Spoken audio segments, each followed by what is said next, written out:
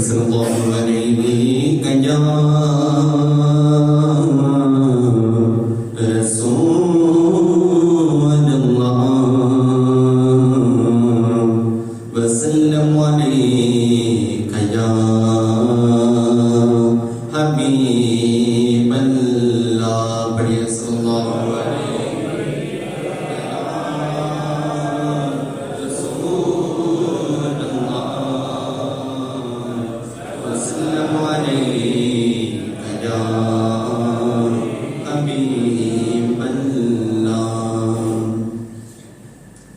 چاہتے آپ تو خود دوڑ کے آتا پانی چاہتے آپ تو خود دوڑ کے آتا پانی چاہتے آپ تو خود دوڑ کے آتا پانی چاہتے آپ تو خود دوڑ کے آتا پانی چاہتے آپ تو خود دوڑ کے آتا پانی چاہتے آپ تو خود دوڑ کے آتا پانی یا حسین آپ کی ٹھوکر سے نکلتا پانی یا حسین آپ کی ٹھوکر سے نکلتا پانی چاہتے آپ تو خود دوڑ کے آتا پانی یا حسین آپ کی ٹھوکر سے نکلتا پانی کون کہتا ہے کہ دریا نہیں پیتا پانی کون کہتا ہے کہ دریا نہیں پیتا پانی کون کہتا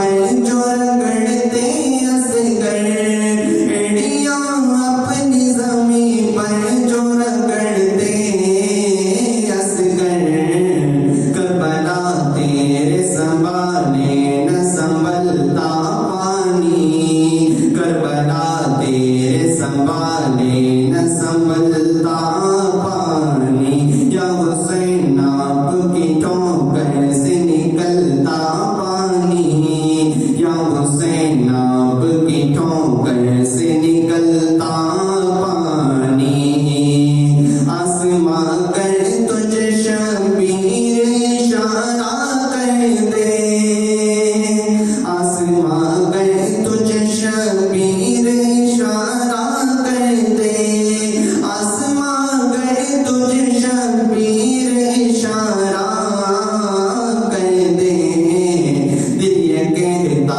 ہے کہ دن رات برستا پانی دل یہ کہتا ہے کہ دن رات برستا پانی یا حسین آپ کی ٹھوکر سے نکلتا پانی یا حسین آپ کی ٹھوکر سے نکلتا پانی یا حسین آپ کو رتبہ دیا اللہ نے یا حسین آپ کو رتبہ دیا اللہ نے یا حسین آپ کو رتبہ دیا اللہ نے چاہتے آپ تو جنت سے بھی آتا پانی چاہتے آپ تو جنت سے بھی آتا پانی یا حسین آپ کی ٹھوکر سے نکلتا پانی یا حسین آپ کی ٹھوکر سے نکلتا پانی یا علی شیر خدا آپ کے بیٹے شبیر یا علی شیر خدا آپ کے بیٹے شبیر یا علی شیر خدا آپ کے بیٹے شبیر حکم جو دیتے تو سورج بھی اگلتا پانی حکم جو دیتے تو سورج بھی اگلتا پانی یا حسین آپ کی ٹھوکر سے نکلتا پانی یا حسین آپ کی ٹھوکر سے نکلتا پانی چاہتے آپ تو خود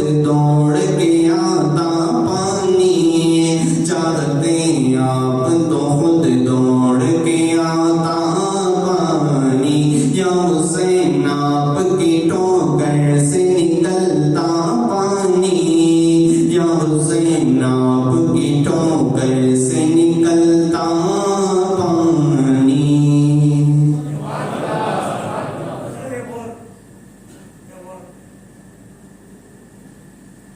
صلی اللہ علیہ یا رسول اللہ وسلم علیک یا حبیب اللہ پڑھیے صلی اللہ علیہ یا رسول اللہ وسلم علیک یا حبیب اللہ منور میری آنکھوں کو منور میری آنکھوں کو میرے شمش و ضحا کر دے منور میری آنکھوں کو میرے شمش و ضحا کر دے منور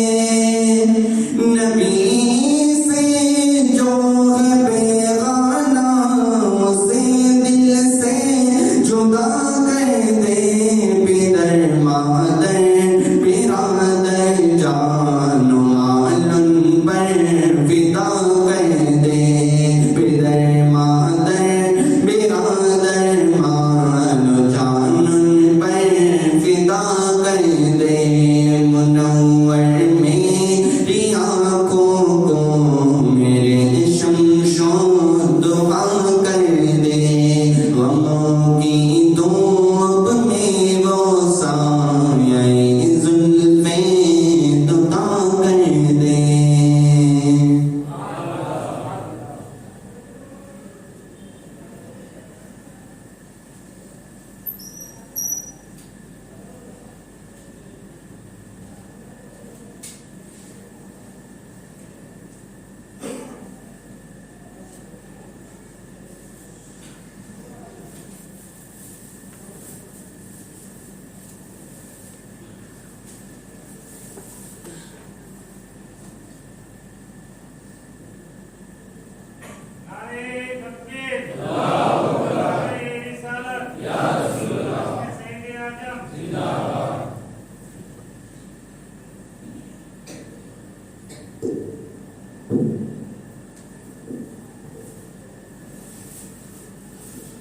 السلام علیکم ورحمۃ اللہ وبرکاتہ۔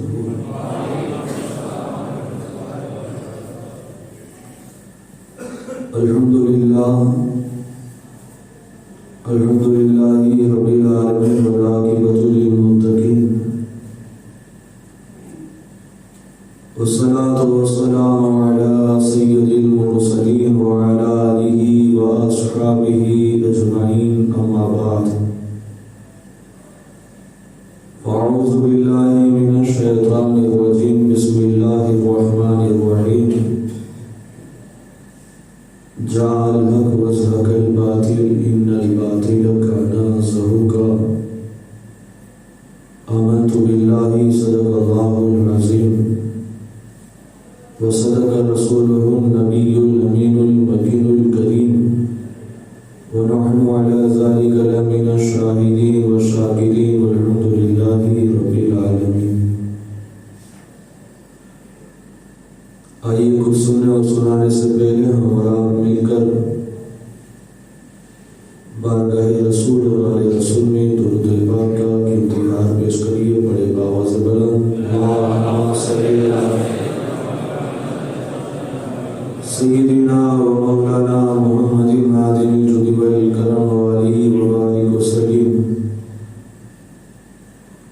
سب سے اولا و اعلیٰ ہمارا نبی، سب سے بالا و بالا ہمارا نبی، اپنے مولا کا پیارا ہمارا نبی، دونوں عالم کا دلہا ہمارا نبی۔ کیا خبر کتنے تارے کھلے چھپ گئے پر نہ ڈوبے نہ ڈوبا ہمارا نبی۔ انبیاء سے کرو عرض کیوں مالکو، کیا نبی ہے تمہارا ہمارا نبی۔ جیسے سب کا خدا ایک ہے ویسے ہی ان کا تمہارا ہمارا نبی۔ اور بیان ہو کس زبان سے ہو بیان عز و شان اہل بیت، کس زبان سے ہو بیان عز و شان اہل بیت۔ مدح گوئے مصطفیٰ ہے مدح خانے اہل بیت، ان کی پاکی کا خدائے پاک کرتا ہے بیان، ان کی پاکی کا خدائے پاک کرتا ہے بیان۔ آیے تطہیر سے ظاہر عز و شان اہل بیت، بے اجازت جن کے گھر جبرائیل آتے نہیں، قدر والے جانتے ہیں قدر و شان اہل بیت۔ اور اپنا سودا بیچ کر بازار سونا کر گئے، اپنا سودا بیچ کر بازار سونا کر گئے۔ کون سی بستی ہے بسائی تاجران اہل بیت، کون سی بستی ہے بسائی تاجران اہل بیت۔ ایک مرتبہ اور درود پاک کا ہدیہ پیش کرے، پڑھے اللہم صلی علی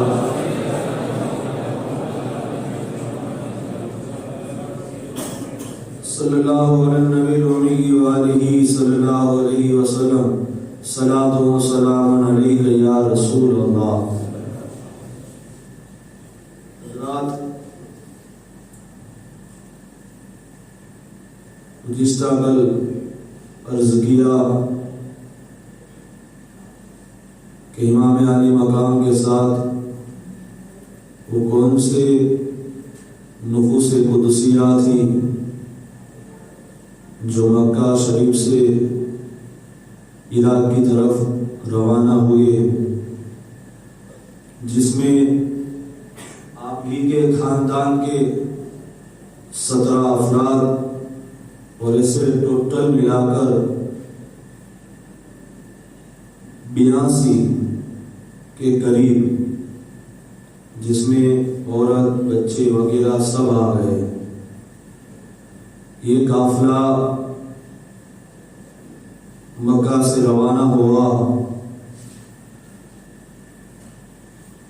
بیچ میں کربلا پہنچتے پہنچتے کرامتیں بھی ظاہر ہوتی ہے کہ ایک جگہ پر پانی کا کنواں آیا جس میں پانی کھارا تھا، پینے کے لائق نہیں تھا، تو امام علی مقام امام حسین نے اپنا لعاب دہن اس کنویں میں ڈالا تو کھارا پانی میٹھے میں تبدیل ہو گیا۔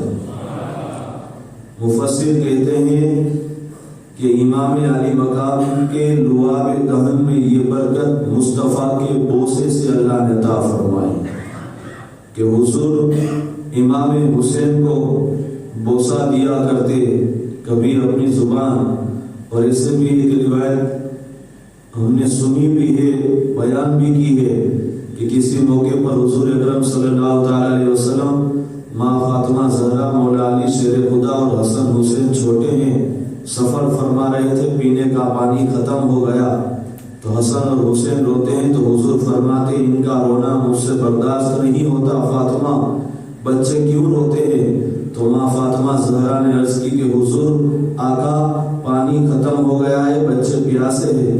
تو حضور نے فرمایا پہلے حسن کو دو۔ حضور نے پہلے اپنے ہاتھوں میں حسن کو لیا، اپنی زبان مبارک حسن کے منہ میں رکھی اور پھر حسین کے منہ میں رکھی، دونوں شانت ہو گئے، یعنی دونوں سیراب ہو گئے، پیاس ختم ہو گئی۔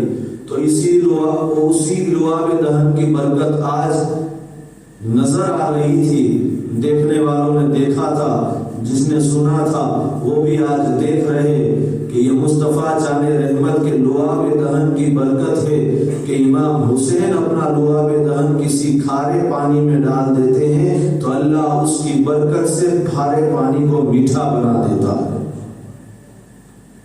تو سفر شروع ہوا، کرامتوں کا ظہور ہوا۔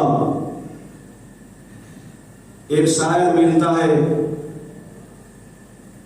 جس نے امام حسین کو بھی روکنے کی کوشش کی، جس کا نام ارزدق لکھا جاتا ہے، اور اس نے یہاں تک کہا کہ حضور آپ مت جائیے، آپ ہمارے لیے نبی کی نشانی ہے، اسلام کا شعار ہے، آپ جاؤ گے اللہ نہ کرے آپ کو قتل کر دے، شہید ہو جاؤ گے تو پھر ہمارا کور پرسی سے حال ہوگا۔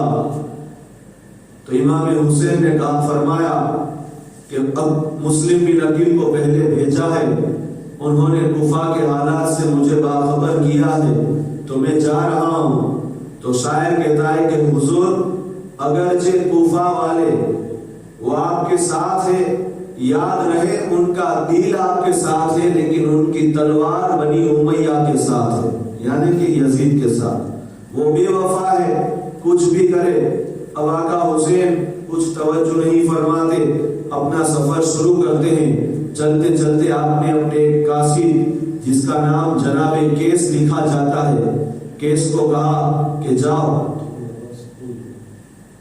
کیس کو کہا کہ جاؤ اور کوفہ پہنچ کر یہ بتا دو کوفہ والوں کو کہ میں آ رہا ہوں، جیسی تم لوگوں نے دعوت دی، جیسے تم لوگوں نے خط بھیجے، میں آ رہا ہوں، تم انتظام کرو، تیاری شروع کی جائے۔ لہٰذا جب جناب کیس کوفہ کی طرف پہنچتے ہیں اور بیچ ہی میں ایک ابن زیاد کا جو ہے سپاہی جو ناکہ بندی کیے ہوئے ہیں، جس کا نام حسین جس کا نام ہے، وہ انہیں روک لیتا ہے اور کیس کو گیٹ بنا کر کوفہ لے گیا اور ابن زیاد کے دربار میں پیش کیا گیا. تو جناب کیس سے کہا کہ کیا لے کر آئے ہو؟ کہا میں امام حسین کا خط کوفہ والوں کے لیے لے کر آیا ہوں. کیا خط کو چھین لیا گیا اور پھر ابن زیاد نے کہا کیس اب تمہیں اپنی زندگی سے بچنا چاہتے ہو، تم اپنی زندگی بچانا چاہتے ہو تو میرا حکم ماننا پڑے گا. کوفہ کی جو ہے کوفہ کا گورنر ہاؤس سے اس کی چھت پر چڑھے جاؤ اور معاذ اللہ جا کر امام حسین کے سامنے برے برے الفاظ کہو، ان کو گالیاں دو اور میری تعریف کرو تو میں تمہیں چھوڑ دوں گا. کیس کہتا ہے بس اتنی سی بات. وہ بھی چلے گئے جو ہے گورنر ہاؤس کی چھت پر جا کر اعلان کرتے ہیں اے کوفہ والو گواہ رہنا حسین جیسا عظمت والا اب دنیا میں کوئی نہیں ہے.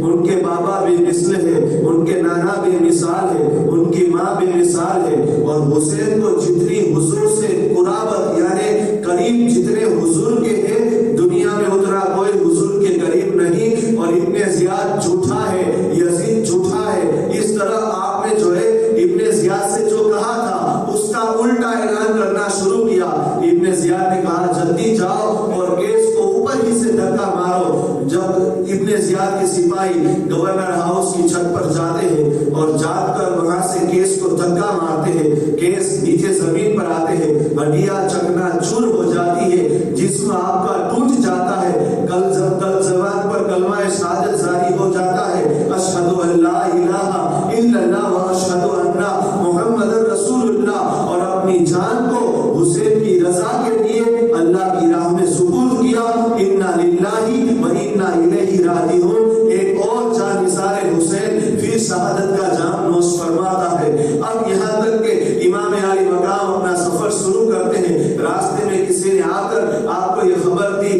کہ امام علی مقام اے امام حسین کیا آپ جانتے ہیں آپ کے بھیجے ہوئے مسلم بن عقیل کو کوفہ والوں نے بے وفائی کے ساتھ جو ہے شہید کر دیا.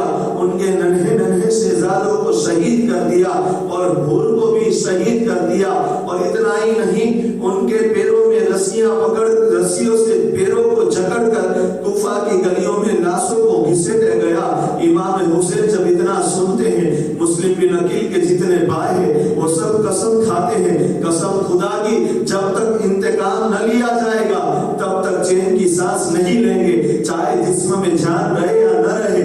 امام حسین جب اتنا سنتے ہیں کئی مرتبہ آپ فرماتے ہیں انا للہ و انا الیہ راجعون، انا للہ و انا الیہ راجعون. آپ جو ہے مسلم بن عقیل کے بھائیوں کو جو ہے تسلی دیتے ہیں لیکن وہ عرض کرتے حضور اب یہ جان ہے آپ کے قدموں میں نچھاور ہے اور مسلم بن عقیل کا ہم انتقام لے کر اب جوش میں آ جاتے ہیں اور جو ہے سفر پھر شروع رکھتے ہیں. یہاں تک کہ آپ چلتے چلتے ایک پھر جو ہے کنویں کے پاس ایک خیمہ ہے جس خیمے کے اندر حضرت زہیر نام کے ایک اللہ کا بندہ ہے جناب زہیر. امام حسین کو پتا چلا کہ یہاں زہیر کا خیمہ لگا ہے تو آپ نے اپنے ایک سپاہی کو بھیجا کہ جاؤ زہیر سے کہو کہ حسین ملاقات کرنا چاہتے ہیں. کیونکہ امام حسین کو معلوم ہے کون کون ساتھ آنے والا. اس وقت جناب زہیر اہل بیت کی طرف توجہ نہیں دیے ہوئے تھے لیکن مصیت کیا تھی وہ ابھی سنی. جب امام حسین کا پیغام حضرت زہیر تک پہنچایا گیا حضرت زہیر ایسے ہی بیٹھے ہیں. ان کی بیوی کہتی ہے عجیب بات ہے نوازہ رسول آپ سے ملاقات کا پیغام دے رہا ہے اور آپ بیٹھے ہوئے ہیں. تو حضرت زہیر نے آنے والے سے کہا کہ حسین کہاں جا رہے ہیں؟ کہا کربلا. بس اتنا سنے کہ کھڑے ہو گئے اور کھڑے ہو کر اپنی بیوی سے کہا جا تجھے طلاق دیتا ہوں تو آج سے آزاد. اور ان کے ماتحت تقریباً کئی سینکڑوں سپاہی اور ان کے ساتھ جو تھے ان سے کہہ دیا کہ میں جا رہا ہوں تو ان سے کہتا ہوں جس کو آنا ہو میرے ساتھ چلو اور نہ آنا ہو اپنے اپنے گھر لوٹ جاؤ. لوگوں نے کہا بات کیا ہے آپ اس طرح کھڑے ہو گئے اپنی بیوی سے بھی طلاق دے دیا. تو جناب زہیر کہتے ہیں کہ میں ایک وقت حضرت سلمان فارسی کے ساتھ کسی جنگ کے موقع پر گیا تھا اور جب مال غنیمت تقسیم ہو رہا تھا میرے حصے میں جو مال غنیمت آیا تو سلمان فارسی نے مجھے کہا زہیر کیا تم اس بات سے خوش ہو کہ تمہارے حصے میں اتنا آیا؟ تو جناب زہیر نے کہا، میں نے سلمان فارسی سے کہا ہاں الحمدللہ میں اس پر خوش ہوں۔ تو حضرت سلمان فارسی نبی کے غلام ہے، لیکن ان کا علم دیکھو، جب غلاموں کا اتنا علم ہے تو مصطفیٰ کا علم کیا ہوگا۔ تو جناب زہیر نے کہا کہ اس وقت سلمان فارسی نے مجھے کہا کہ زہیر تم اس پر خوش ہوتے ہو، عنقریب میں تمہیں ایک بات بتانا چاہتا ہوں، اس سے بھی بڑی تمہیں خوشی ملنے والی ہے۔ کہا کیا خوشی ملے گی؟ کہا نبی کا شہزادہ، دنیا جسے حسین کہے گی، وہ کربلا میں جنگ کے لیے جائیں گے، تم بھی اس کے ساتھ شریک ہوگے اور وہاں جا کر جامع شہادت نوش کرواؤ گے۔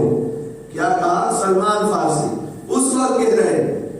تو حضرت زہیر کہتے ہیں کہ میں انتظار میں تھا کہ کب حسین آئے اور کب میں اس کے ساتھ شریک ہو جاؤں۔ آج جب پتا چلا کہ حسین آئے ہیں اور میں جامع شہادت کربلا میں نوش فرمانے والا ہوں، مجھے وہ خوشی اس وقت بتائی گئی تھی، لہٰذا آج سے میں اپنی بیوی کو آزاد کرتا ہوں اور اپنے جتنے ساتھی ہیں ان سب کو بھی آزاد کرتا ہوں۔ اب یہ قافلہ چلتا ہے، امام حسین کے ساتھ حضرت زہیر بھی مل جاتے ہیں۔ اب قافلہ چلتا گیا یہاں تک کہ محرم کی پہلی تاریخ آتی ہے، ہجری سن 61 کا آغاز ہو جاتا ہے اور پہلی محرم ہوئی۔ امام حسین اپنے جو ہے جانثاروں کے ساتھ جا رہے، دیکھا سامنے سے گرد اڑتی ہے۔ کیا دیکھا کہ حضرت حور آ رہے، 1000 سپاہیوں کو لے کر حور آ گئے اور امام حسین کے پاس آ کر ادباً کھڑے رہ گئے اور کہا حضور مجھے حکم دیا گیا ہے کہ میں بس آپ کو یہی روک دوں، آپ کو آگے نہ لے جایا جائے۔ امام حسین فرماتے ہیں کہ مجھے جو ہے مہلت دی جائے، میں کچھ آگے چلوں، لہٰذا جو ہے حور میں تھوڑی باندھ چھوڑ دی۔ امام حسین جو ہے ایک جگہ اپنا خیمہ نصب کرتے ہیں۔ جب ظہر کا وقت ہوا، اب خیمے سے آذان بلند ہوئی، ظہر کی نماز کے لیے صفیں باندھی گئی، تو امام حسین حور سے فرماتے ہیں حور کیا میرے ساتھ نماز پڑھو گے یا الگ جماعت کرو گے؟ تو حور نے کہا ایسا موقع کہاں ملے، نبی کا شہزادہ ہو اور ان کی ابتدا میں ہم نماز نہ پڑھے۔ امام حسین کے پیچھے حور کے ساتھ تقریباً نہ جانے کتنے لوگوں نے نماز ظہر ادا کی۔ جب عصر کا وقت ہوا، امام حسین حکم فرماتے ہیں خیمے اٹھائے جائے اور خیمے اٹھانے کے بعد سفر پھر شروع کر دیا جائے۔ اب سفر شروع کرنے کا حکم ہوتا ہے، لیکن امام حسین فرماتے ہیں پہلے عصر کی نماز ادا کر لی جائے، نازک وقت ہے، نہ جانے پھر کہاں پانی ملے گا، مغرب کا وقت ہو جائے گا۔ لہٰذا عصر کی نماز کا وقت ہوا، پھر امام حسین اپنی نگاہیں حور کی طرف کرتے ہیں، حور پھر لپیٹ پھینک کر صف میں حاضر ہو جاتا ہے۔ حور نے امام حسین کے ابتدا میں عصر کی نماز بھی ادا کی۔ اب یہاں تک یہ سفر پھر تھوڑے ہلکے شروع رہا، اتنے میں ایک پھر جو ہے ایک پھر شامی فوجی آتا ہے، یعنی کہ ابن زیاد کا ایک سپاہی آتا ہے، امام حسین سے کتراتا ہے، کچھ بات نہیں کرتا، سیدھا جا کر حور کے پاس سلام پیش کرتا ہے اور سلام کرنے کے بعد حور سے کہا کہ اب ابن زیاد کا حکم ہے کہ امام حسین جہاں ہے انہیں وہیں روک دیا جائے اور ہو سکے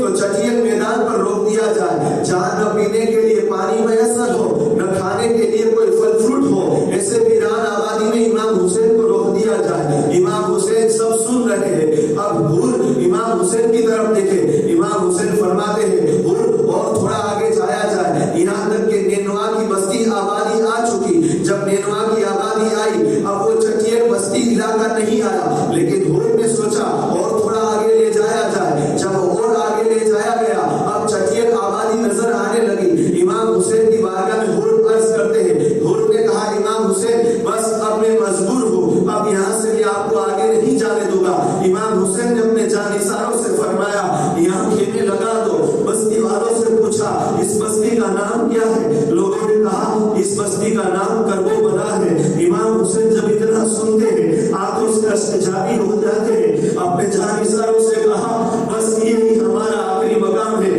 زندہ رہے تو یہاں سے جائیں گے ورنہ ہماری موت یہی ہوگی، اب یہاں سے آگے جانا ہمیں نصیب نہیں ہے۔ پھر سے کہہ رہا ہوں جسے جانا ہو اجازت ہے، جو بھی سروکار ہے ابن زیاد کو وہ میرے ساتھ ہے، ابن زیاد کو جو بھی کرنا ہے وہ میرے ساتھ سلوک کرنا ہے۔ تم بے قصور ہو، جس کو جانا ہو چلے جاؤ، لیکن قسم خدا کی کوئی ایک پیچھے قدم نہیں لوٹتا۔ اتنے میں جو ہے ابن زیاد نے ابن سعد کو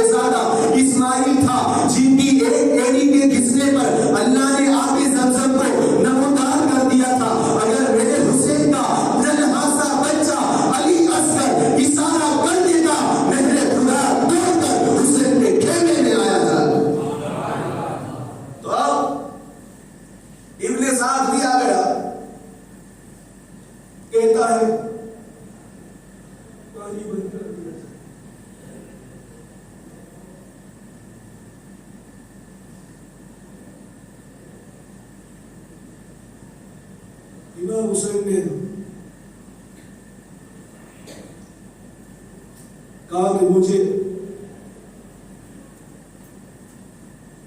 اطمینان سے بات کرنی ہے، ابن سعد کو بلاؤ۔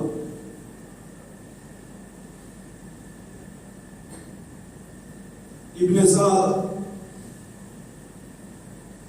جانتا تھا امام حسین کون ہے۔ سعد ابن ابی وقاص کا بیٹا ابن سعد۔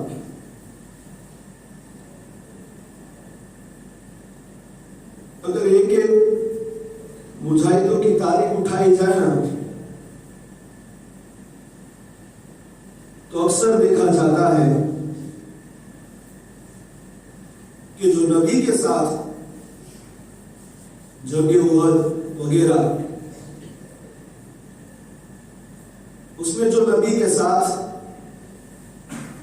وفاداروں میں سے تھے صحابہ کرام، اس میں سے آج ان کے کچھ شہزادے حسین کے برعکس ہیں، اور اس وقت جو نبی کے دشمن بن کر کھڑے تھے آج ان کی اولاد میں سے کچھ حسین کے ساتھ ہیں۔ لہذا اکڑنا نہیں چاہیے، یہ اللہ کی قدرت رہتی ہے، کب ایماندار بنا دیتا ہے، کب ایمان چھین بھی لیتا ہے۔ اکڑ ہے نا، اکڑ بہت بری چیز ہے۔ تو امام حسین نے کہا کہ ابن سعد کو بلاؤ، میں کچھ بات کرنا چاہتا ہوں۔ ابن سعد نے کہا ٹھیک ہے، محرم کی 7 تاریخ ہے، اپنے 20 سپاہیوں کو لے کر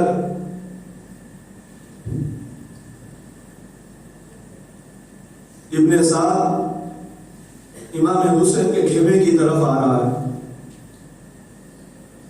اور اس طرف سے امام حسین اپنے 20 جانثاروں کو لے کر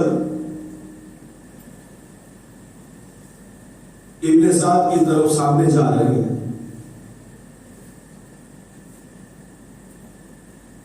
ابن سعد نے اپنے 20 سپاہیوں کو کہا کہ ٹھہر جاؤ۔ جب وہ ٹھہر گئے تو امام حسین نے اپنے 20 جانثاروں کو کہا کہ تم بھی ٹھہر جاؤ۔ اب صرف امام حسین اور ابن سعد آپس میں بات کرتے ہیں۔ امام حسین نے فرمایا ابن سعد،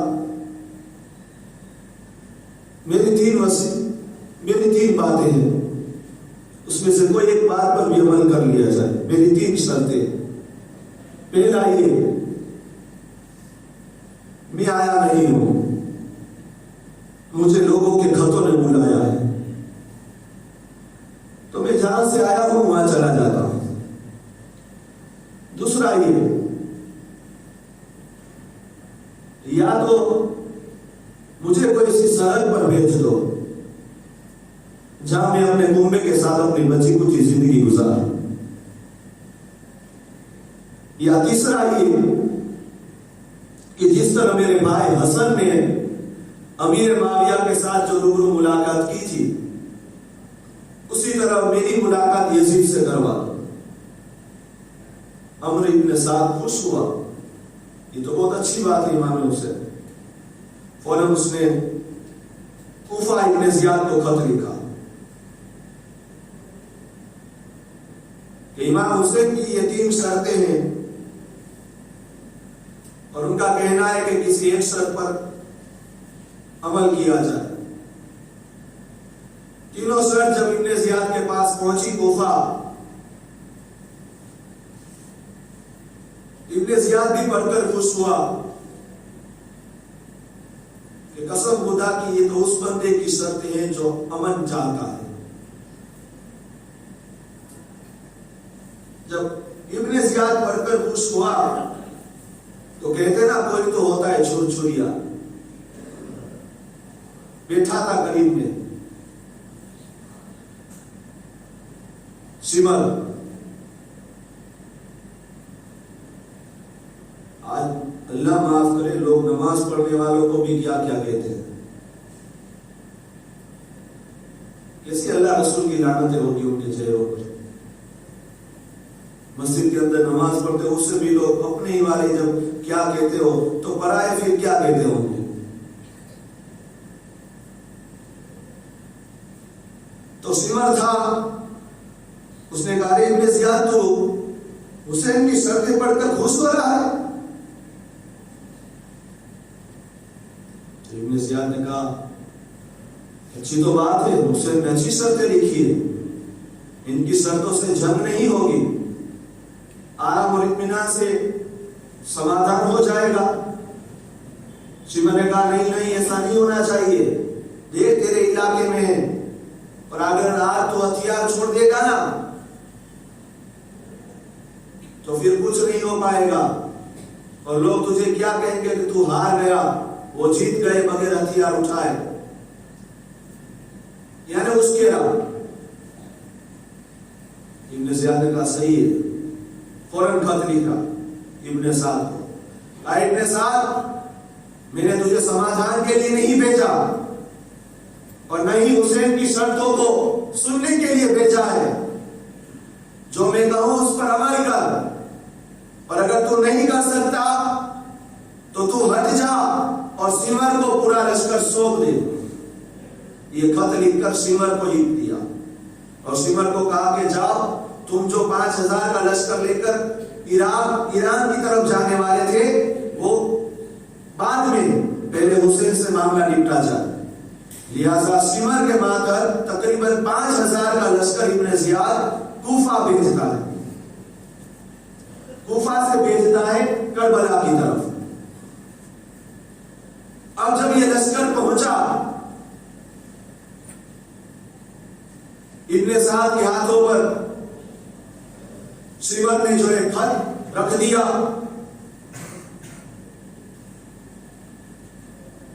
ابن سعد خط پڑھ کے سمجھ گیا اور کہنے لگا بدبخت سمر, یہ تیری ہی چال لگتی ہے, تو نے ہی ابن زیاد کو بھڑکایا لگتا ہے.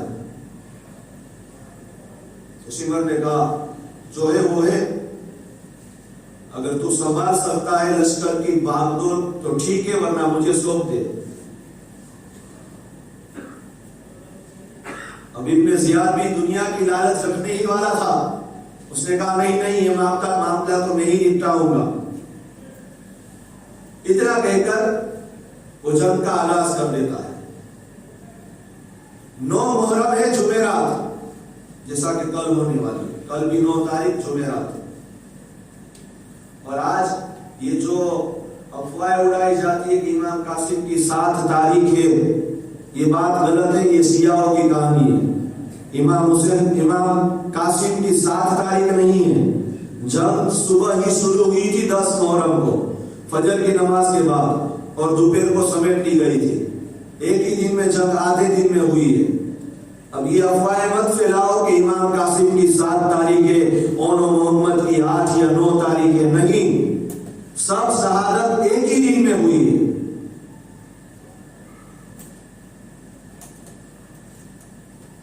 لہذا 9 تاریخ تھی, جمعرات کا دن تھا. انشاءاللہ آدھی شہادت آج بیان ہوگی, آدھی کل ہوگی.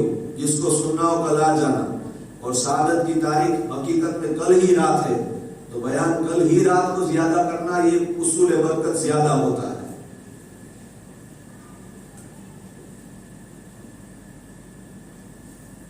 جمعرات کے دن شام کے وقت کوفیوں کے لشکر میں بھاگ دوڑ شروع ہوئی.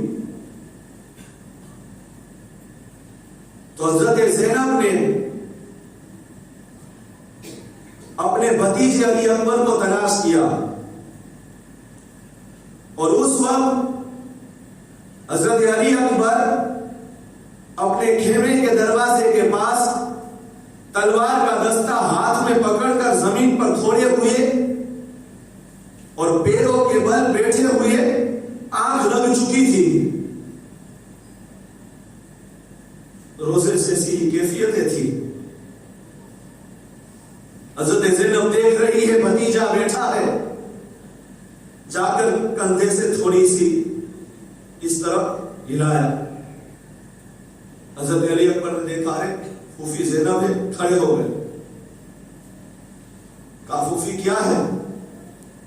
کہا دیکھو یہ بھاگ دوڑ کی آواز کیا آ رہی ہے، مجھے خوف ہے کہیں یہ اسی وقت جنگ نہ چھیڑ دے. لہذا حضرت علی اکبر نے عرض کی پھوفی جان آپ آئی تو میں کس کیفیت میں تھا؟ کہا بیٹا تیری آنکھیں بند تھی. کہا جانتے ہو میں کیا دیکھ رہا تھا؟ کہا میں نے ابھی نانا جان کی زیارت کی ہے. نانا فرما رہے ہیں بس ایک کے بعد دیگر ابھی تم سب میرے پاس آنے والے ہو. پھوفی جان اب وقت ہے ہم سب کو جام شہادت نوش فرمانے کا. لہذا حضرت علی اکبر چچا عباس کو تلاش کرتے ہیں اور عباس علم بردار سے کہتے ہیں چچا دیکھو تو صحیح یہ دوڑ دھاڑ کی آواز کیا ہے اور یہ ہلچل تہلکہ کیا مچا ہوا ہے. حضرت عباس دیکھتے ہیں کوفیوں کا لشکر صفے باندھ رہا ہے. آپ نے جا کر پوچھا کیا ہوا ہے؟ کہا بس اتنے زیادہ کا آرڈر ہے کہ جنگ چھیڑ دی جائے. تو حضرت عباس نے کہا رک جاؤ، جب تک امام حسین اجازت نہ دے تب تک جنگ نہیں چھیڑی جائے گی. لہذا پہلے امام حسین سے مشورہ لیا جائے. لہذا حضرت عباس امام علی مقام امام حسین کے پاس تشریف لائے اور آ کر بحث کرنے لگے. بھائی جان اب دیکھیے کوفی تیار ہو چکے ہیں جنگ کے لیے، کیا کیا جائے؟ تو امام حسین فرماتے ہیں عباس جا کر انہیں کہہ دو کہ آج کی آخری رات ہمیں اللہ کے حضور نماز پڑھنے کے لیے دے دی جائے. ہم اور آپ کیا کرتے ہیں؟ او حسین جیسا تو ہم حسین جیسا ہمارے جیسا کوئی دیوانہ نہیں ہو. پوری رات ہم کیا کرتے ہیں؟ یہ بھلے کڑوا لگے جا کے 2 روٹی گھر پہ کھا لینا، نہ میں تمہاری کھاتا نہ تم میری کھاتے ہو. جسے جو لگے اس کو مبارک. خبر ہے لگتا بھی ہے باہر نکل رہے باپو پہ تقریر آ کے بیٹھنے ایک مرتبہ درود شریف پڑھ کے دکھانے اچھی خاصی چھٹیاں یاد آ جاتی ہیں. بیٹھ لوگ ہمیں ایسے باپو یوں بیان کرو یوں بیان کرو، سورہ فاتحہ پڑھ تو کھڑا ہو کر خبر پڑے دعا قنوت پڑھ بیان کرنے کی بات کرتے ہو تم لوگ. چھیڑتے کسی کو ہم نہیں، لیکن جو ہمیں چھیڑتا ہے اسے ہم نہیں چھوڑتے. یہ بات یاد رکھیں. آخری رات امام حسین کہتے ہیں ایک رات ہمیں نماز پڑھنے جائے. اللہ کو معلوم ہے کہ حسین کو نماز کتنی پیاری ہے. آج کی رات عاشورہ کی رات ہے، یہ 10 تاریخ اللہ کے نزدیک بہت پسندیدہ ہے. امام حسین فرماتے ہیں ہر نبیوں کو اللہ نے اس دن کو کوئی نہ کوئی انعام سے نوازا ہے. آج اللہ شہادت سے مجھے اس دن نوازنے والا ہے. تو آج یہ رات میرے لیے میری زندگی کی آخری رات ہے. تو میں چاہتا ہوں کہ میں پیٹ بھر کے دل کھول کے اللہ کے حضور عبادت کر لی جائے. ہماری ماں اور بہنیں قرآن کی تلاوت کر لے، ننھے ننھے شہزادے اللہ کا ذکر کر لے. لہذا حضرت عباس نے جا کر ابن سعد کو یہ بات رکھی حسین چاہتے ہیں کہ آج کی رات جو ہے انہیں عبادت کر لینی جائے. ابن سعد نے کہا ٹھیک ہے آج کی رات حسین کو دے دی جائے، عبادت کر لے، ریاضت کر لے، پیٹ بھر کے دل کھول کے جتنا اللہ کا ذکر کرنا ہے وہ کر لے. اب صبح تک امام حسین یہاں نے اطمینان سے جو ہے آپ عبادت اور ریاضت کرتے ہیں، فجر کی نماز ادا کرتے ہیں. فجر کی نماز ادا کرنے کے بعد آپ نے لوگوں کو اکٹھا کیا.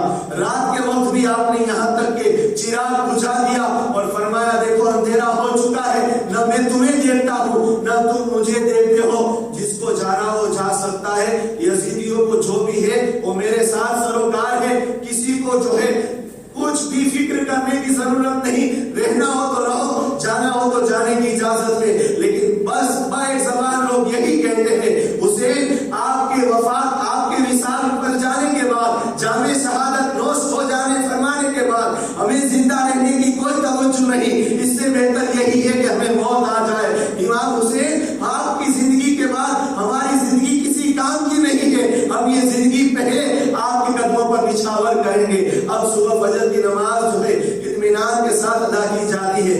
امام حسین خیمے سے باہر آتے ہیں اور باہر آنے کے بعد ایک عظیم الشان خطبہ دیا. اے لوگوں کیا تم نہیں جانتے ہو میں کون ہوں؟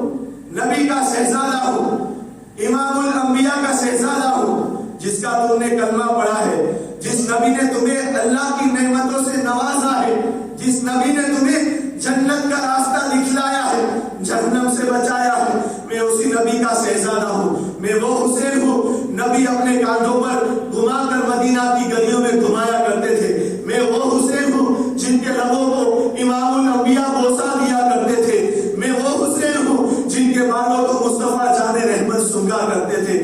کیا تم مجھے نہیں جانتے ہو؟ لیکن امام حسین کا یہ خطبہ ان یزیدیوں کے دل پر کوئی اثر نہیں دیتا، کیونکہ وہ پتھر دل ہو چکے ہیں۔ اب بس امام حسین اپنی حجتیں تمام پوری کرتے ہیں، آپ اپنے خیمے میں لوٹ آتے ہیں، وہاں پر جنگ کا للکارا بج جاتا ہے۔ ابن سعد جو ہے اپنے تیر میں کمان میں تیر چلاتا ہے، چلانے کے بعد کہتا ہے اے کوفیوں، اے یزیدیوں، گواہ رہنا، سب سے پہلے اگر حسین کے خیمے کی طرف تیر چلاتا ہے تو ابن سعد چلاتا ہے، اتنا کہہ کر تیر چھوڑ دیا گیا۔ اب وہ حور جو 2 وقت کی نماز پڑھے ہوئے تھے، یہاں پر ابن سعد سے کہتا ہے ابن سعد، امام حسین نے 3 شرطیں رکھی، کیا تم اس میں سے ایک بھی قبول کرنے کے لیے تیار نہیں ہو؟ سعد نے کہا بس اب اپنی باتوں کو بند کرو، ابن زیاد کا حکم ہے، اب کچھ نہیں سنا جائے گا۔ تو حور کہتا ہے مجھے ایک طرف جہنم نظر آتی ہے، ایک طرف جنت نظر آتی ہے، اور جنت کی لالچ میں ذرا بھی رکنا نہیں چاہتا، اتنا کہہ کر اپنی ایڑ لگاتا ہے اور حضرت حور دوڑتے ہیں امام حسین کے خیمے کی طرف، گھوڑے پر ہی سوار ہے، جا کر حسین کے سامنے کھڑے ہو گئے، ہاتھوں کو باندھ کر جو ہے عرض کرتے ہیں امام حسین مجھے معاف کیجئے، میں وہی ہوں، میں نے آپ کو پہلی محرم کو روکا، اگر جانے دیا ہوتا تو، لیکن مجھے مجبور کر دیا گیا، اب مجھے معاف کر دیا جائے۔ امام حسین فرماتے جا تجھے معاف ہے۔ حضرت حور کہتے ہیں اللہ میرے گناہوں کو معاف فرمائے گا؟ امام حسین فرماتے ہاں، میرا رب رحم و کرم کا بادشاہ ہے، وہ تیرے گناہوں کو معاف فرمائے گا۔ اے حور تھوڑا نیچے تو تشریف، نیچے تو آجا۔ حور عرض کرتے ہیں امام عالی مقام اب میں نہیں آؤں گا، میرا کٹا ہوا جسم آپ کے قدموں میں گرے گا، وہی گھوڑے کے نیچے آئے گا۔ اب حور اجازت لے کر یزیدیوں کے سامنے اپنی تلوار لٹکا دیتے ہیں، اور پہلا جانثار ہے حسینی خیموں سے نکلتا ہے اور یزیدیوں کی صفوں کو تیتر بتر کر کے نہ جانے کتنے یزیدیوں کو فی النار جہنم کر کے اپنا وجود، اپنی جان راہ خدا میں جو ہے سپرد کرتے ہیں، اور امام حسین کے نام پر اپنی شہادت کا جام نوش فرماتے ہیں۔ انا للہ و انا الیہ راجعون۔ امام حسین نے دیکھا اب حور شہید ہو گئے، اب حور کی شہادت کے بعد جتنے جانثار آپ کے ساتھ ہیں، یہاں تک کہ حور کے بیٹے وہ بھی ساتھ میں تھے، وہ بھی جام شہادت نوش فرماتے، حور کا بھائی وہ بھی جام شہادت نوش فرماتے۔ چلتے جاؤ یہاں تک کہ حضرت عقیل کے جتنے شہزادے، میں نے کل ہی بتایا تھا عقیل کے کتنے شہزادے تھے، حضرت مسلم کو چھوڑ کر۔ حضرت مسلم تو کوفہ کی سرزمین پر شہید ہو چکے ہیں، اب حضرت عقیل کے دوسرے شہزادے ہوئے، وہ ایک کے بعد دیگر جام شہادت نوش فرماتے۔ جب حضرت عقیل کے شہزادے نوش فرمائے جام شہادت، پھر مولا علی شیر خدا کے جتنے شہزادے حضرت عباس کو چھوڑ کر سارے جام شہادت نوش فرماتے۔ اب جو آتا ہے دنیا جسے حضرت قاسم کے نام سے یاد کرتی ہے، حضرت قاسم جن کی جوانی 19 سال کی، کسی روایت میں 18 سال کی لکھی جاتی ہے۔ حضرت قاسم امام حسین کے سامنے آ کر ہاتھ باندھ کر عرض کرتے ہیں چچا جان اب مجھے جانے کی اجازت عطا فرمائیے، جتنے کنبے والے تھے، جتنے جو ہے چچا تھے، جتنے اسلاف تھے ہمارے، سب شہید ہو چکے ہیں، اب آپ اجازت عطا فرمائیے تاکہ میں بھی جا کر جام شہادت نوش فرماؤں۔ امام حسین فرماتے ہیں بیٹا قاسم تم میرے بھائی حسن کی ایک یاد ہو، میں کس طرح تمہیں اجازت عطا فرماؤں، کس طرح میں اپنے ہاتھوں سے تمہیں اجازت دوں کہ تم دشمنوں کے نرگولے میں جاؤ اور تلواروں کے سخت بنو، بھالوں کو اپنے سینے پر اٹھاؤ، اپنے بازوؤں کو کٹاؤ۔ امام قاسم سے امام حسین فرماتے قاسم میں تمہیں اجازت نہیں دیتا۔ اب روایت میں یہ لکھا جاتا ہے کہ امام قاسم کی بازو میں جو تعویذ باندھا ہوا تھا، جو خط باندھا ہوا تھا، یا ایک خط تھا، روایتیں الگ الگ ہے، اور खत इमाम हुसैन का इमाम हसन का कहना था कि जब हुसैन पर बड़ी मुसीबत आए तब इसे खोलकर हुसैन को दे देना। आज वो खोलने की बारी आ गई। खत में लिखा था कि बेटा कासिम, जब चचा हुसैन पर सबसे बड़ी मुसीबत आए तो पहले उस मुसीबत का सामना तुम करना। तो आज कासिम कहते हैं, हुजूर चचा जान, इससे बढ़कर आप पर कौन सी मुसीबत आने वाली हो। अब बुजुर्गान दीन यहाँ तक फरमाते हैं, इमाम कासिम का ये जो है जानिसारी का जज्बा देखा तो इमाम हुसैन ने दुआ अता फरमाई, जा बेटा तेरी नस्लों में, यानी कि इमाम हुसैन की नस्लों में अल्लाह ऐसे ऐसे औलिया पैदा फरमाएगा कयामत तक जिनकी अजमतों के जिक्र और अजमतों के जो है डंके बजाए जाएंगे। आज अगर देखा जाए तो करबला में जो दुआ इमाम हुसैन ने दी थी वो दुआ बगदाद की सरजमीन पर चमक रही है। इमाम हुसैन की नस्लों में अइम्मा है। इमाम हुसैन के सेदारे इमाम ज़ैनुल आबिदीन, इमाम जाफर, इमाम बाकर वगैरह वगैरह देखा जाए। और इमाम हसन की नस्ल में कुतुबियत कुबरा, इमाम हसन की नस्ल में देखा जाए तो सरकार गौसे आजम के सर पर, और सरकार गौसे आजम के बाद अब अगर 12वां इमाम आएगा, अगले इमाम हुसैन की नस्ल में आए, लेकिन इमाम मेहदी के बारे में लिखा जाएगा ये इमाम हुसैन की नस्ल में आएंगे और कुतुबियत कुबरा का ताज उनके सरों पर। तो ये करबला में जो इमाम हुसैन ने दुआ की थी ये उसी का नजरिया है।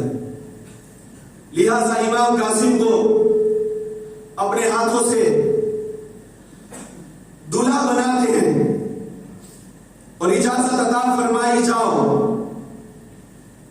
जब इमाम कासिम तलवार लेकर मैदान कारजार में पहुंचे तो ऐसा लगता था कि आसमान का चांद जमीन पर आ चुका है। इमाम कासिम ने अपना तारुफ कराया। इब्ने साद कहता है, जानते हो ये कौन है? कहा ये अली का पोता है जिनके रगों में अली का खून है। कौन आगे जाएगा? किसी में जाने की हिम्मत नहीं होती, अली का नाम सुनकर ही पीछे हटते। इब्ने साद ने कहा, अरज़क कहां है? अरज़क तेरी बहादुरी तो दिमश्क तक मशहूर है, जा। अरज़क ने कहा, मैं इतना बड़ा बहादुर और इस बच्चे के साथ मैं क्या मुकाबला करूं? इसके साथ मुकाबला करना ये तो मेरी एक नामर्दी की बात हुई, मैं क्या जाऊं, इसको तो बस मेरा एक ही बेटा काफी है। अरज़क पहलवान ने अपना बड़ा बेटा भेजा, जाओ देखना अब ये जाएगा और 1 मिनट में इमाम कासिम का काम तमाम करके आएगा। अरज़क का पहला बेटा आया और इमाम कासिम के सामने ज़ेर आलूदा अपना खंजर लेकर अपने दाव पेच दिखाने लगा।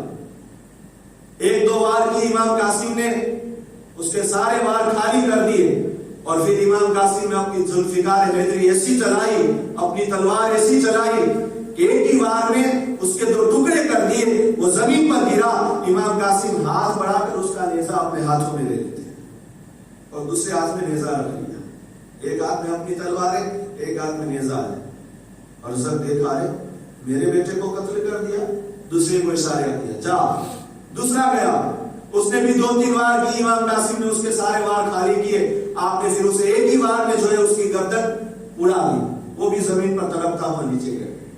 तीसरा बेटा आया, अरज़क का तीसरा बेटा आया, वो भी इमाम कासिम के सामने वार करता है, लेकिन इमाम कासिम उसके अभी वार खाली करते और एक ही वार में उसके भी जो है 2 टुकड़े करके जमीन पर फेंक देते। चौथा बेटा आया, यहां तक के चारों बेटे, अरज़क के चारों बेटे को आपने कत्ल कर दिया। अब अरज़क आग बगोला हो गया। अरज़क आया सामने, लोहे की टोपी पहनी हुई है। आज लोगों को वो अली का मरहब को कत्ल करने वाला मंजर याद आने लगा। अरज़क सामने खड़ा है, घोड़े पर सवार है और हज़रत कासिम के हाथ में खंजर दिखा तो अरज़क कहता, अरे ये मेरे बेटे का खंजर तेरे हाथ में? तो इमाम कासिम मुस्कुरा कर फरमाते, हाँ तेरा बेटा देता गया कि इसी खंजर से मेरे बाप को हमारे पीछे भेज देना।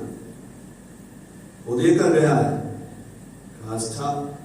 अब वो नेजा उठाता है, नेजा उठाकर इमाम कासिम की तरफ वार करता है। तो इमाम कासिम ने भी नेजे से थोड़ी देर तक नेजों से मुकाबला रहा, लेकिन इमाम कासिम ने उसी खंजर से अरजक के नेजे के 2 टुकड़े कर दिए और फिर कहा कि अरे अरजक, तेरी बहादुरी के चर्चे तो बहुत हो रहे, लेकिन तू कितना जो है बेवकूफ है। देख तो सही, जिस नाल में घोड़े की जिस नाल में तूने पैर रखा है वो सही तरह से कसी भी नहीं। अरजक जब नीचे मुड़कर नाल देखता है कि हजरत इमाम कासिम ने उसी ज़ेर आलूदा खंजर से के कमर पर ऐसा वार किया कि उसके 2 टुकड़े कर दिए, वो भी तड़पता हुआ जमीन पर गिर गया। अब चारों तरफ से इमाम कासिम को घेरा गया। इमाम कासिम जो है तलवारों से वार करते जाते हैं, लोगों की जो है मुंडियां गर्दनें उड़ाते जाते हैं और अरजक के घोड़े पर सवार होकर आप इमाम हुसैन के खेमे की तरफ गए और जाकर कहा, चचा जान, पानी का एक कतरा मिल जाए तो कसम खुदा की सारी यजूदियों को मिटा दूंगा, पानी का एक कतरा दे दीजिए।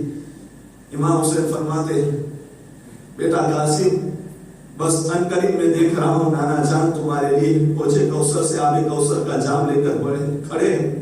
बस जाओगे तुम्हें इतना सैराब करेंगे कभी प्यास नहीं लगेगी। लिहाजा फिर जो है इमाम कासिम तशरीफ ले जाते हैं और जाकर फिर जो है दुश्मनों की सफों को चीरते जा रहे। यहाँ तक इब्न साद ने कहा कैसे काम नहीं चलेगा, चारों तरफ से जो है इन पर टूट पड़ो, चारों तरफ से टूट पड़े।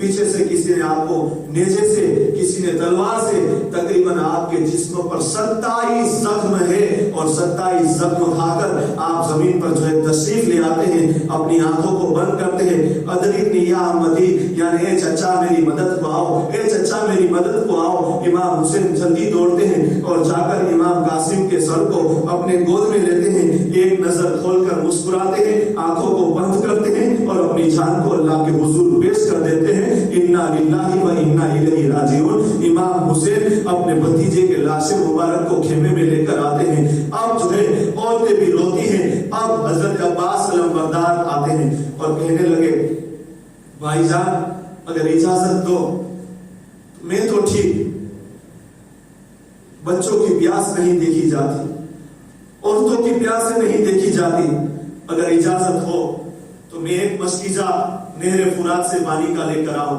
ताकि बच्चों की प्यास बुझाई जाए, औरतों की प्यास बुझाई जाए। इमाम हुसैन फरमाते, अब्बास अगर मैंने तुम्हें इजाजत दे दी और तुम पानी भरने गए और अगर उसी वक्त हमें शहादत नोश फरमा गए, तुम मेरे अलम बरदार हो, मेरा अलम कौन उठाएगा? और तुम मेरे भाई हसन की जगह पर हो, अगर तुम भी शहीद हो गए तो फिर मेरा भाई कौन रहेगा, मुझे हौसला कौन देगा?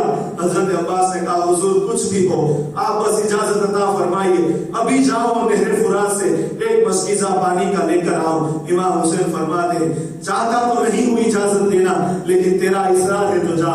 लिहाजा इमाम हजरत अब्बास अलमबरदार इमाम हुसैन की इजाजत लेकर अपने कांधे पर पानी का मस्कीजा टांगते हैं और नहर फुरात की तरफ दौड़ते हैं। जब नहर फुरात की तरफ दौड़े तो यजीदियों में आवाज लगी कि देखो देखो, अब्बास अलमबरदार नहर फुरात की तरफ जा रहे हैं, अगर पानी का एक कतरा हुसैन के खेमे में पहुंच गया तो सारी हमारी माएं बेवा हो जाएगी, औरतें जो है बच्चे यतीम हो जाएंगे, हमारी लाशें बिछा दी जाएगी। जाओ नहर फुरात पर जो नहर फुरात पर बंदोबस्त जो है कड़क कर दिया जाए, खबरदार अब्बास पानी का एक कतरा हुसैन के खेमे में ना पहुंचाए जाए। लिहाजा हजरत अब्बास अपनी तलवारों को चलाए जाते हैं, दुश्मनों की मुंडियां काटते जा रहे हैं। जब आप नहर फुरात पर पहुंचते हैं, 500 सिपाहियों का कब्जा है, आपने उसे भी छीनकर अपने घोड़े को नहर फुरात में डाल दिया और जाकर मस्कीजा भर लिया।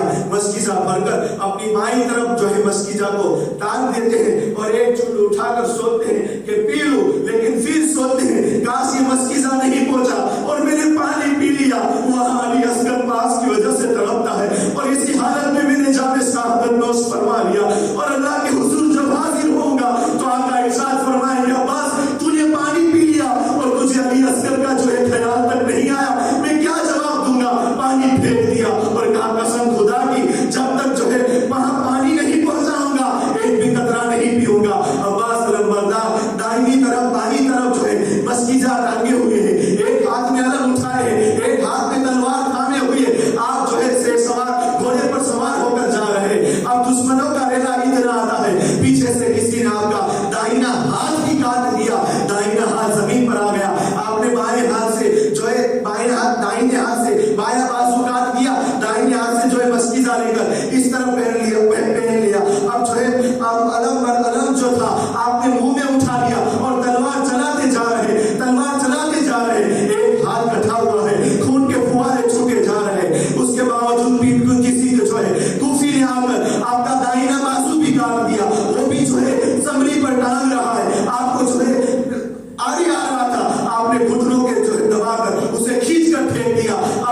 पानी का मस्कीजा भी होठों में दबा लेते हैं और हुसैन के खेमे की तरफ बढ़ते हैं।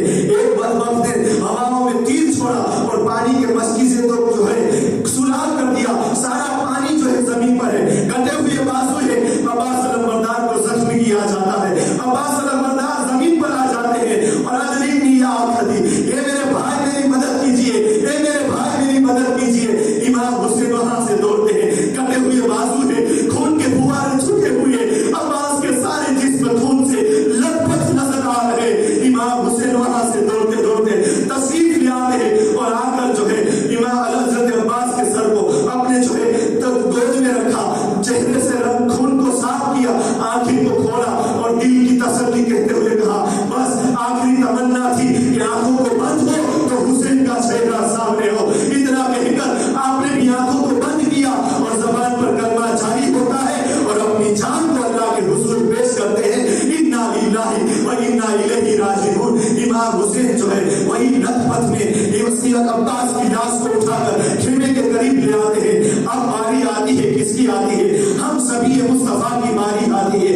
इमाम हुसैन के बड़े शहजादे, दुनिया जिसे अली अकबर के नाम से याद करती है, अली अकबर की बारी आई। हजरत अली अकबर हारिस होते हैं, 22 साल की जो है जवानी है, किसी में 18 साल भी लिखा जाता है। आकर इमाम हुसैन से कहते, अब्बा हुजूर अब मुझे इजाजत अता फरमाइए। इमाम हुसैन फरमाते, अरे तू मेरा बड़ा बेटा है। गोया तारीख कहती है ये वक्त तो वो था कि इस उम्र में बाप अपने बेटे को दुल्हा बनाते हैं, अपनी दुल्हन का, लेकिन ये देखो मुस्तफा की शरीयत को बचाने के लिए हुसैन ने अपने बेटे बेटी अली अकबर को अपने हाथों से शहादत का दुल्हा बनाया।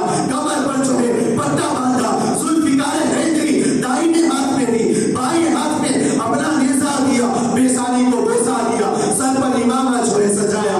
बहुत इसरार के बाद आपने इजाजत अता फरमाई। जब अली अकबर मैदान कारजार में तशरीफ ले जाते हैं, एक आवाज गूंजती है, ये कौन आ रहा है?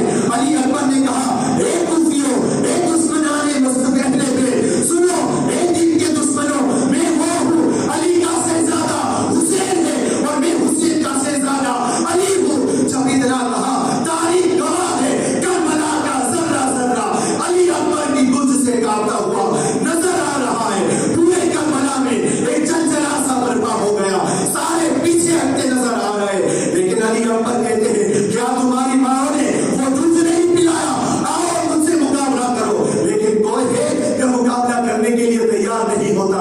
अब जो है ये हजरत अली अकबर ने देखा कि कोई आगे नहीं आता। अली अकबर अपनी तलवार फिर घुमाते जा रहे हैं और जाकर बीच जो है यजीदियों के लश्कर में खड़े हो गए। कभी मुकद्दमा पर जाते हैं, कभी मैसरा पर जाते हैं, कभी मैमना पर जाते हैं, कभी साबका पर जाते हैं। जहां जाते हैं दुश्मनों की लाशों का अंबार लगा देते हैं, जहां जाते हैं दुश्मनों की लाशों का अंबार लगा देते हैं। सफे दर सफे जो है आप कत्ल करते जा रहे हैं। लेकिन अब जो है वो ताकत नहीं रही। 3 दिन के प्यासे थे, फिर इमाम हुसैन के दरबार में हाजिर होते हैं। अर्ज करते, अब्बा हुजूर पानी का एक कतरा मिल जाए, बहुत प्यास की शिद्दत सता रही है, अगर एक प्यास का कतरा मिल जाए ये 22,000 के लश्कर को धूल चटा दूंगा। इमाम हुसैन फरमाते, बस अनकरीब तुम्हें भी नाना जान अपने हाथों से हौज़े कौसर से जामे कौसर पिलाएंगे। लेकिन हाँ बेटा इधर आ, करीब आ। इतने रहने के बाद इमाम आली मकाम ने अपनी अंगूठी हज़रत अली अकबर के होठों पर लगा दी। लगाना था, दिल को हल्की सी तसल्ली हुई।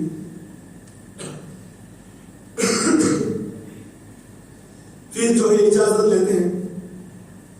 हजरत अली अकबर की वालिदा वहां मौजूद नहीं थी, शहर बानू है, अली असगर की माँ है, उनसे सलाम किया आखिरी मर्तबा। इजाजत लेने के बाद फिर जो है आप तशरीफ ले जाते हैं। इब्ने साद ने कहा कि देखो अली का लाल फिर आ रहा है, अगर पानी का इनको एक कतरा भी मिल जाएगा ना तो ये सबको मिटा देगा। जाओ कौन है बहादुर? लिहाजा सबसे पहले उसने तारिक नाम के बहादुर को भेजा। तारिक नाम का एक इंसान आता है बहादुर, जिसने इमाम अली अकबर के साथ पहले नेज़े के साथ लड़ाई की। आप भी नेज़े के साथ उसे जो है लड़ाई जंग करते हैं। आपने भी एक तलवार का ऐसा वार किया कि उसके नेज़े के 2 टुकड़े हो गए और अपनी तलवार से उसके 2 टुकड़े यानी सर से लेकर धड़ तक 2 टुकड़े कर दिए। जब तारिक को कत्ल किया तो उसका बेटा عثمان وہ دیکھا کہ ارے میرے باپ کو مارا، وہ حضرت علی اکبر کے مقابلے میں آیا. جب آپ نے اس کو مارا تو اس کا دوسرا بھائی حارث بن طارق وہ بھی سامنے آیا، آپ نے اس کو بھی قتل کر دیا. ابن سعد نے کہا اس طرح کام نہیں چلے گا، سب ملو اور انہیں گھیر لو، اپنے نرگولی میں لے لو. لہٰذا علی اکبر کو چاروں طرف سے گھیر لیا گیا اور ہر طرف سے تیر، نیزے اور تلواروں کی برسات ہونے لگی.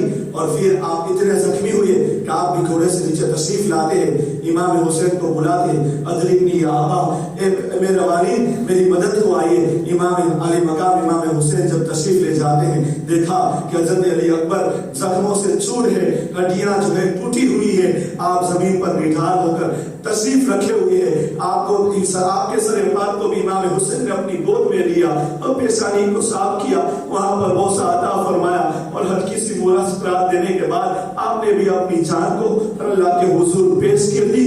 انا للہ و انا الیہ راجعون. اب اپنے 18 سال کی کریل جوان بیٹے کی لاش کو اٹھا کر امام حسین خیمے میں آتے، خیمے میں کوہرام بچ جاتا ہے. حضرت شہربانو پھوٹ پھوٹ کر روتی ہے، علی اصغر کی ماں بھی پھوٹ پھوٹ کر روتی ہے، حضرت سکینہ اپنے بھائی کے لاشے کو دیکھ کر پھوٹ پھوٹ کر روتی ہے، حضرت زینب اپنے بھتیجے کی لاش کو دیکھ کر پھوٹ پھوٹ کر روتی ہے. اب کوئی نہیں، حضرت زینب آگے بڑھتی ہے، کہا بھائی جان ایک کے بعد دیگر سب کو راہ خدا میں قربان کر دیا، اب میری بھی ایک تمنا ہے، ننھے ننھے بیٹے ہیں، میں بھی چاہتی ہوں مولو محمد کو میں اپنے ہاتھوں سے شہادت کا دولہا بناؤں. میرے پاس اتنی رقم نہیں کہ بھائی میں تیرا صدقہ نکال سکوں، لیکن مولو محمد کو شہادت کا دولہا بنا کر اللہ کے حضور اس کی قربانی دے کر میں تیرا صدقہ نکالنا چاہتی ہوں. بھائی مجھے اجازت عطا فرما.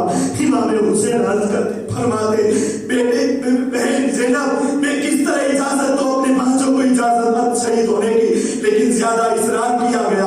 اب مولو محمد نہیں تلوار لے کر گھوڑے پر سوار ہوتے ہیں، جا کر وہ بھی دشمنوں کی صفوں کو چیرتے ہیں، وہ بھی کوہرام مچا دیتے ہیں. آخر ان کی رگوں میں تو علی کا بہتا ہوا خون تھا، وہ بھی جب جامع شہادت نوش فرماتے امام حسین ننھی لاشوں کو لے کر خیمے میں آتے ہیں اور نشان فرماتے لے بہن زینب اللہ نے تیری قربانیوں کو بھی قبول فرمایا ہے. اب حضرت شہربانو آئی اور کہنے لگی حسین یہ ننھا علی اصغر ہے، 6 مہینے کا.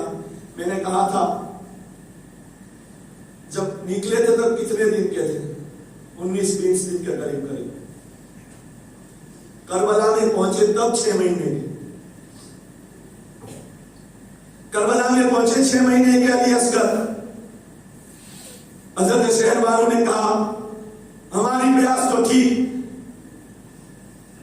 ماں کی چھاتی کا دودھ سوکھ چکا ہے، علی اصغر کو سکون اور تسلی کیسے دی جائے؟ علی اصغر کو لے جاؤ اور ان کوفیوں کو کہو اگر رحم آئے تو انہیں پانی کا قطرہ دے. ان کی کیا غلطی؟ ارے شریعت میں چوری کرنے والے چور کے بھی صرف ہاتھ کاٹے جاتے ہیں، لیکن ان بدبختوں نے تو نبی کے پورے خاندان کو اجاڑ دیا. کیا سمجھا ان لوگوں نے؟ ان کی عظمتوں کو نہیں جانا. مرنے کے بعد مصطفیٰ جانے رحمت کے حضور حاضر ہو کر کیا ہو جائے تو سب سے پانی ان کو نہیں ملا، اب تو نصیب ہوگا ہی نہیں.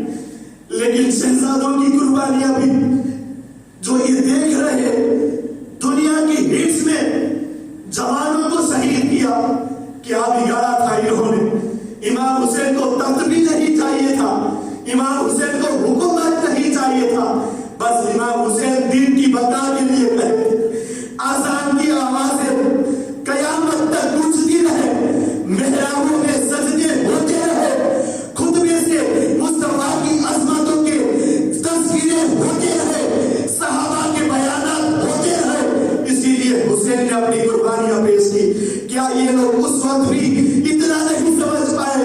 اب امام حسین اب ننھے سے بچے علی اصغر کو لے کر تشریف لے جاتے ہیں، دونوں ہاتھوں میں اس طرح اٹھایا ہے اور کہتے ہیں اے سامیوں، اے یزیدیوں، تمہیں جو بھی سروکار ہے وہ مجھ سے ہے، جو بھی لینا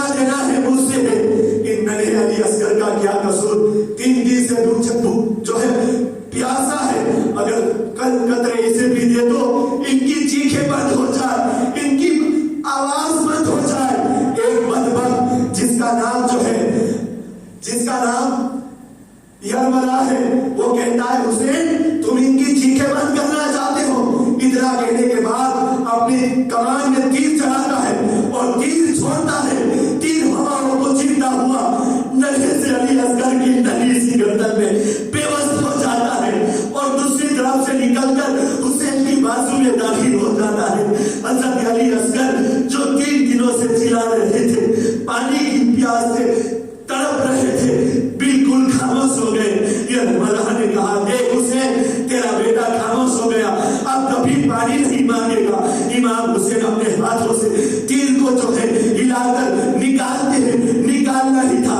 हज़रत अली असगर के हल्क सा एक गोश्त का लथड़ा बाहर निकला और तारीख निगाह ने लिखा है, उससे आवाज आती है, या अल्लाह मेरे नाना की उम्मत गुनहगार है, उनकी मग़फ़िरत फरमा देना।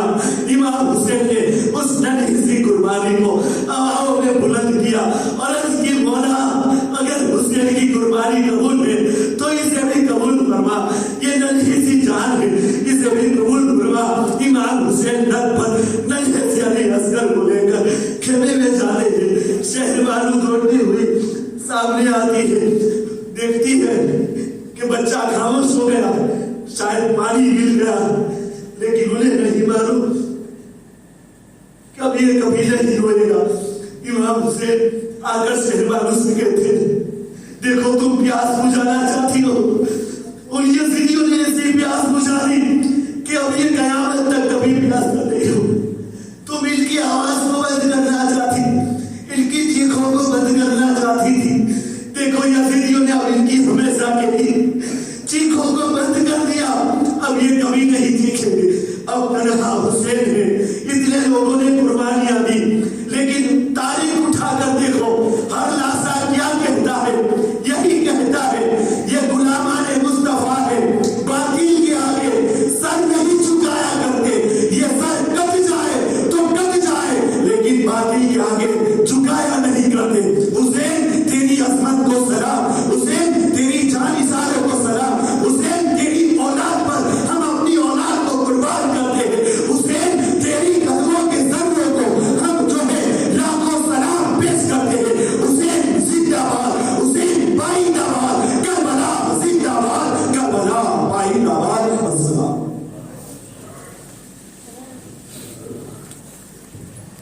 मुस्तफा जाने रहे